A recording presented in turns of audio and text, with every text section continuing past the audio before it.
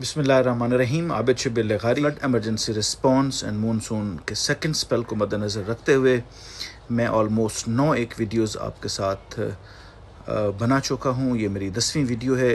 वो damage assessment teams हैं। सैलाब आने के बाद जो बहाली स्कीमें हैं वो गवर्नमेंट इंट्रोड्यूस करती है और उसमें जो सबसे ज़्यादा इम्पोर्टेंट चीज़ होती है वो डेटा मैनेजमेंट होता है। कुछ ऐसे ख़ास लोग होते हैं हर तहसील में और हर ज़िले में जो कि मफाद परस्त होते हैं, जो सियासी लोगों के साथ भी जुड़े हुए होते हैं अपने मफाद की खातिर। तहसील एडमिनिस्ट्रेशन के आसपास भी सारा दिन घूमते हैं।